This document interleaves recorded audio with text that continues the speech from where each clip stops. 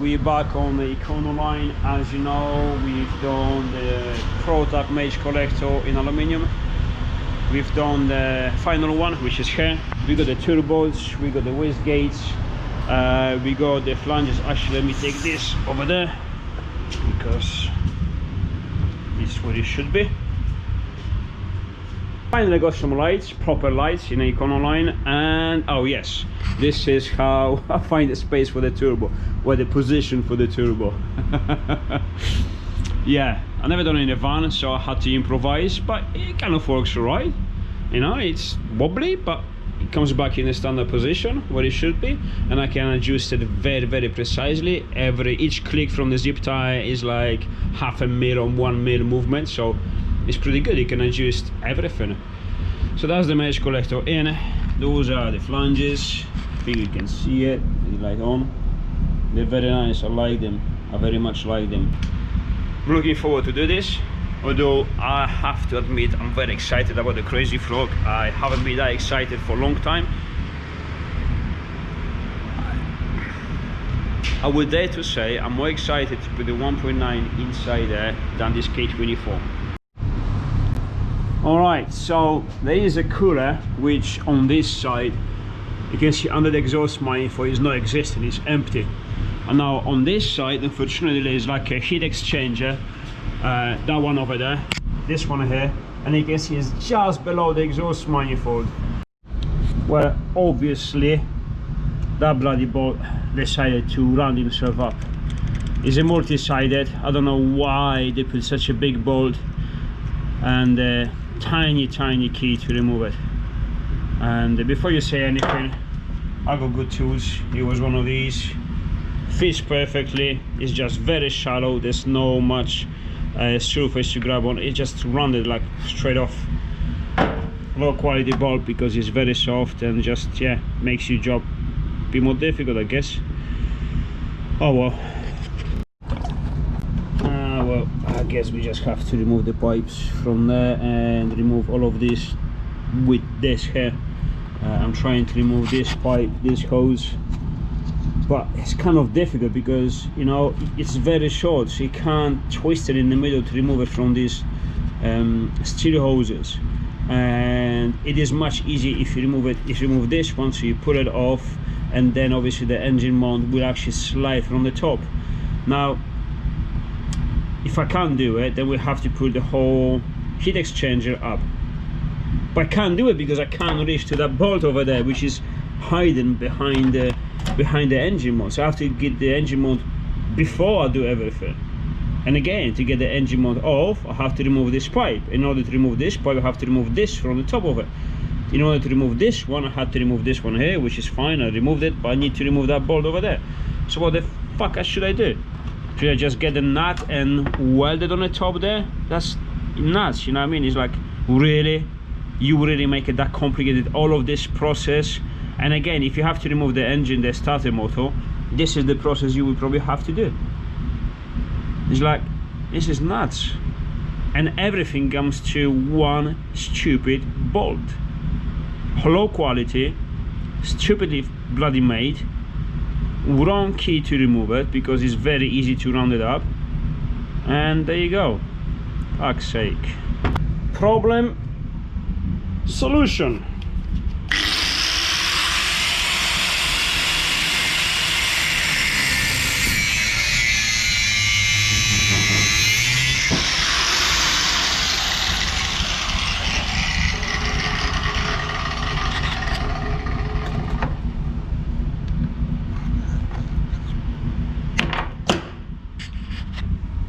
Problem no more.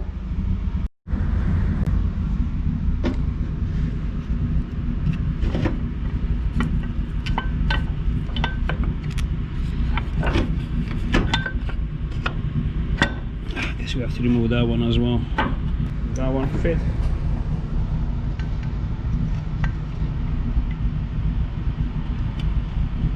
Well, of course not.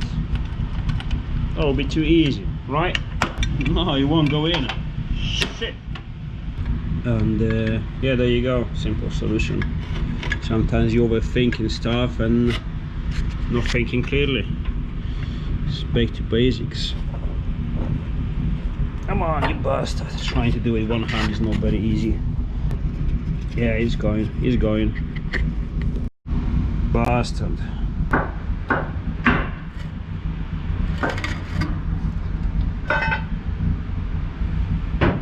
Right, plug is off, so I can actually remove it from there and get the engine mount out. And all of this time just to get the engine mount off, so it's a bit tricky, is it?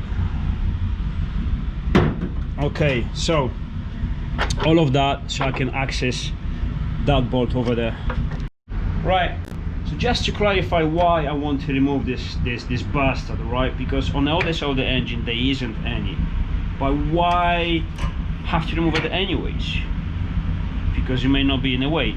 The thing is, these are the bends that I'm be using for the make exhaust manifold, and if I go up here with all three of them and avoid this, then it will be quite difficult to go into the merge collector, and I don't want to do it, because then it will be like from here straight pipes, and this you have to go down, and if I go with these ones down completely, I may not be able to reach all the bolts to tie the manifold, because this is another thing you have to think about. Let's say for example this, you see this stud here, or even this one, I'm not sure if you can see, let me just put the camera closer here. If I put this pipe over here, you say fair enough, you can get into this bolt with a flat spanner, but you see these bastards here, this one here. If I do put the bolt over here, you say yeah, you can use the flat spanner as well. Well, yes and no, because once you have this one here, plenty of space, but this is not exhaust, this is not a complete exhaust manifold. Then you might have one of these, and there you go, you don't have a space to tune that spanner. You can put it on maybe, but there's no way you can do even a quarter of a tune, so no chance you can do it. Do you know what I mean? So when you plan on making exhaust manifold, it's not only the space available you have, it's not only the parts you have to be aware to stay away from them, like generating too much heat, because you can manage the heat kind of protection with heat shields and all that stuff, but also you have to be able to tie it down and remove it, and be able to get to the bolts with tools. Sometimes it is tight, sometimes it is difficult, but as soon as it's possible, that's fine. But you really got to be careful, because sometimes you could make it not possible, and then guess what, back to the drawing board, and all the material you bought is wasted.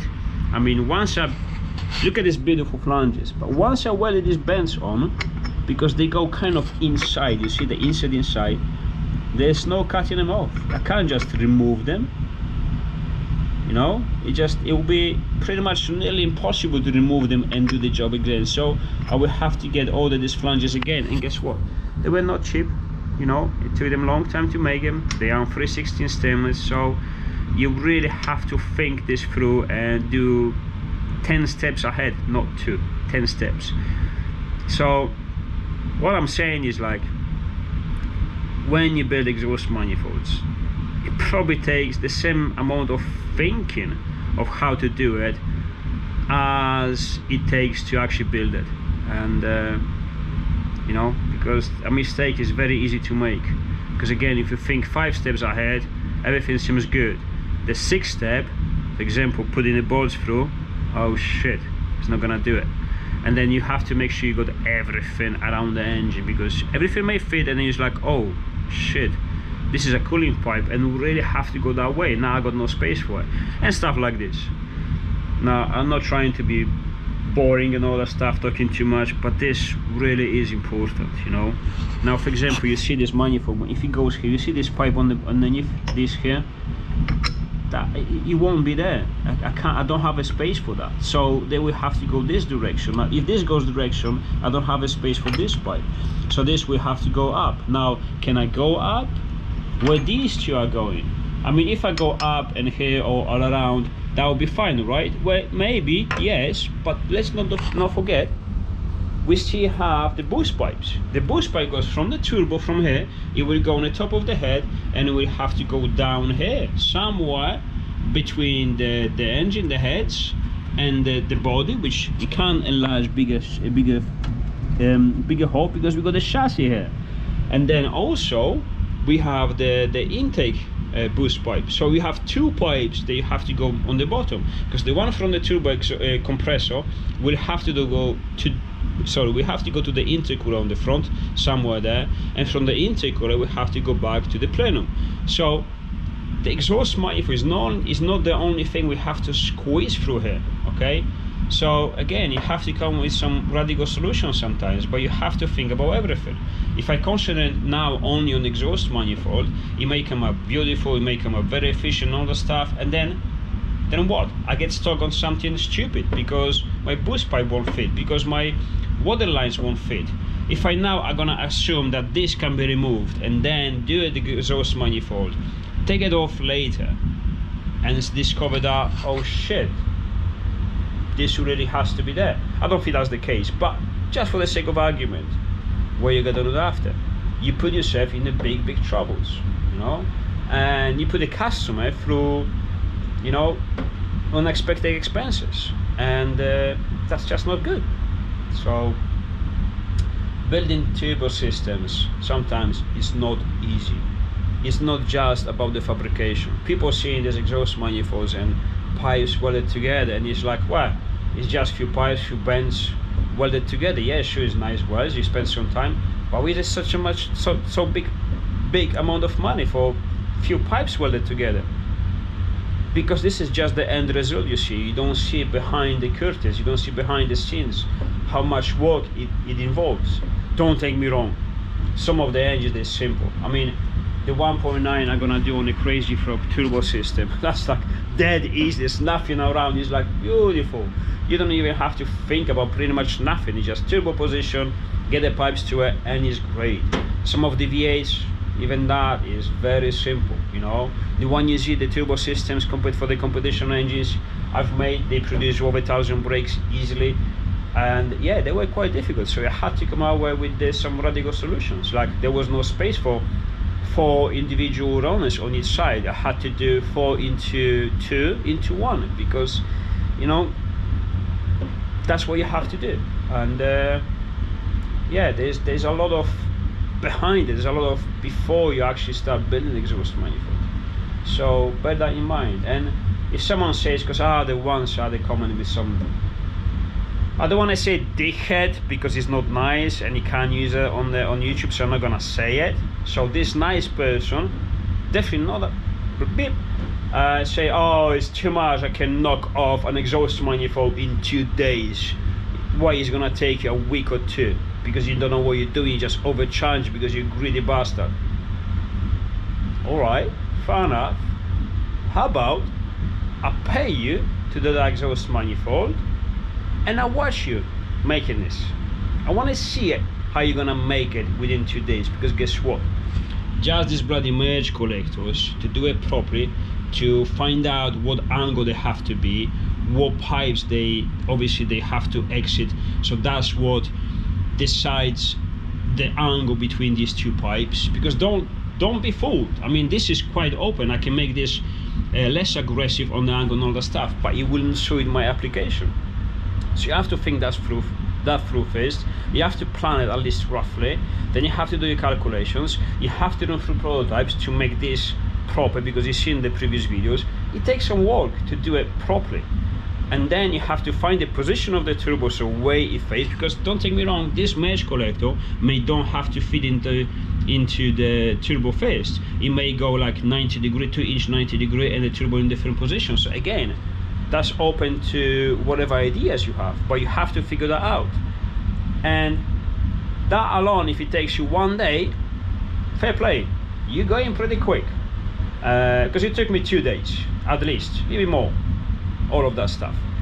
And if you claim you can build exhaust manifold in 2 days completed, all of that, bloody hell, mate, you cracking the job. That's like, really, I should just give up my job and you should be the one who supplies the exhaust manifolds for everyone on the planet, because you just won the internet and you're just the best of all of us. So, you know, so if you have one of these people talking that crap, turn the laptop off and, you know, do your own thing. Take your time, do it properly, do it once. Let's remove this bastard and see what happens. Well, there you go. Oil and water coming off, like as predicted. Obviously, it's not really, you don't really have to be genius to know that. It's a heat exchanger between oil and water, so that's exactly what you expect. Yes, I have a ball underneath there, so it's not dropping on the floor. Let's remove the whole coolant. There you go, come on, all over, yes. Right, so you know what, fuck it, I'm just gonna make it simple and reproduce this surface, this thing, with the big aluminium plate and keep these two bolts. So basically at the height of this and this in the big aluminium plate, like bolted to this, I'm gonna drill the holes, tap it and get some AN10 or AN10 or maybe AN12 fittings and run just pipes to the external oil filter, sorry, oil cooler. All right, so what do we have here? Just arrived. We remapped ECU to 200 brakes, which is biased to me, but whatever. Has no immobilizer and all that stuff, so that's good for me. We have a Bosch 4-bar map sensor, genuine one, hope so, because now you can't tell the difference, to be honest. We got a well-done adapter for the map sensor, nice. We have a short alternator belt to suit our application. We have this nice 1.9 TDI exhaust manifold stainless flange. We have this nice Audi turbo exhaust flange, stainless as well. We have some nice Shadow 10 1.25 inch stainless elbows to make a nice exhaust manifold, but also just arrived the second part of the exhaust manifold flanges for the Bentley.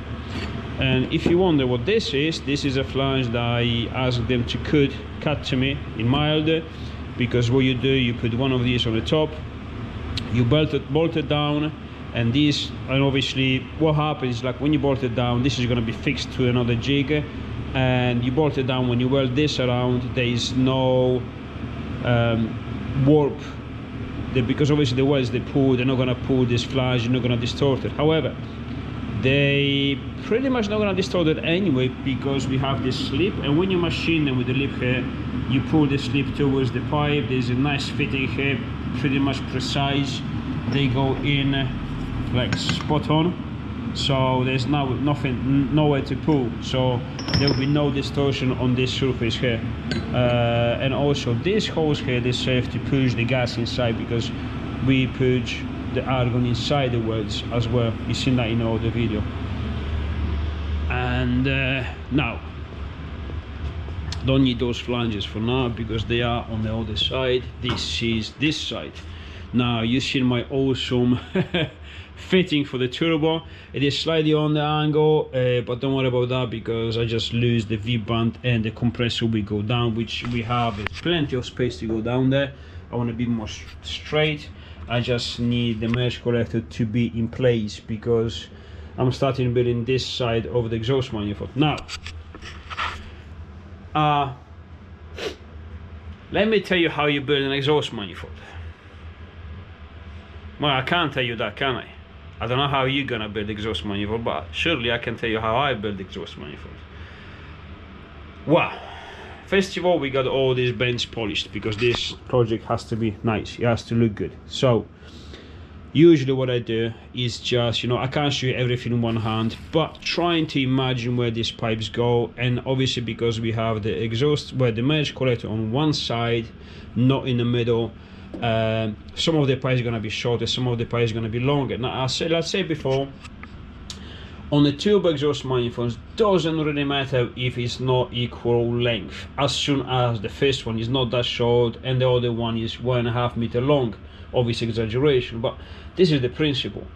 The main The most important part of the exhaust or the turbo exhaust manifold is a merge collector. So for example, now I'm trying to run with the first pod here. Once I got the first pod, I can actually fix the merge collector in place. Don't weld it, but tack it in place, and then once that is steady, I can work out my way through to the other runners. And then if I encounter some problems and I say, okay, the first one was matching good, but the other ones I was imagining to be fairly easy, but it's actually pretty impossible, then you still in time to change the position of the merge collector. So this one is going to be roughly here, so I need to cut a straight pipe. That's going to be roughly 30-35 mil. Now each straight pipe, you cut it on the bandsaw. Well, I don't have a bandsaw, I got a circular saw, doesn't matter. And then I turn them on the lathe. Each one of them, no matter how long or short it is, if it's just a little piece, they're all gonna be turned on the lathe. All the surface has to be completely square 90 degrees to the rest of the pipe, and I like to debut them, clean them, and make this this angle here, like a cut under angle. What that does, it gives me a space to fill up with the filler rod when you weld them up, because there is like a 2 mil over there or 1.5 mil that you're gonna fuse. It's gonna be full penetration or nearly, and then the rest of it you're just gonna add the material. You know, if they're completely flat, then you have to do complete penetration fuse, and it's gonna be way more difficult. This is the way to do it. And also because obviously these are fairly precise, when you turn them on the lathe, when you put them on, there are absolutely no gaps. What that means is like when you're gonna weld it, it's gonna pull equally.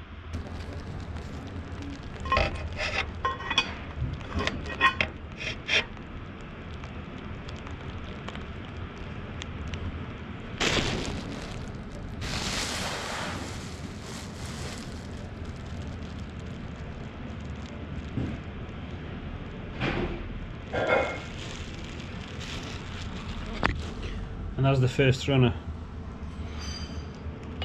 You know, make sure it stays on the flange properly and stays on the manifold properly. Just twist a little bit. There you go.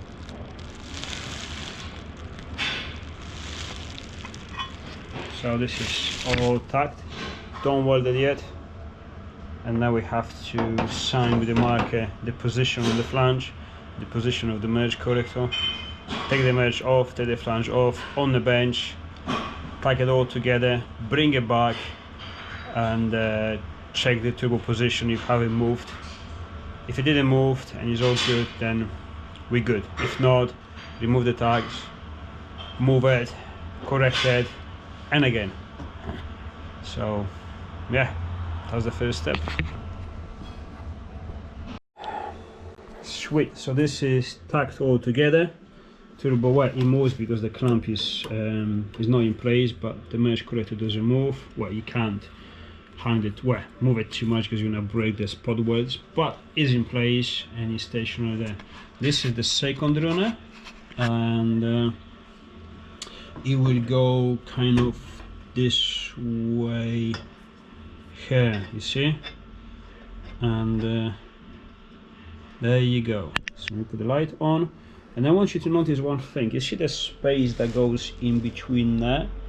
That's kind of same space that you have to go out of it, because only then it will kind of have this natural shape. Otherwise, if you will be like, for example, just making a point like this, so on the bottom you've got plenty of space, on the top is getting close, it's very unnatural. So it will still look good, but that's not what I like. I'm trying to follow kind of like a natural movements and distances and all that stuff. Maybe it's a bit too much, but I just like doing this way. Not always is possible, obviously, but when it is, and yeah, I like to do it. Now the beauty is, because this is in place, and I have this, obviously creates everything, creates the chassis and the body and all that stuff, and the bolts here. I know what direction it goes, and it will go inside this one here, which this is the direction. And I know I clear this nut. Oh, that was risky. It will just break in pieces. I can clear that nut, I can clear that nut, I can clear that nut. This one here as well is cleared. If this is going this direction, so no problems. Now I can remove this piece of initial piece of exhaust manifold with the flange, and this one I can put it with this actually on the bench. It doesn't have to be tacked in here. So now it's getting slightly easier, let's call it this way. So yeah, happy days.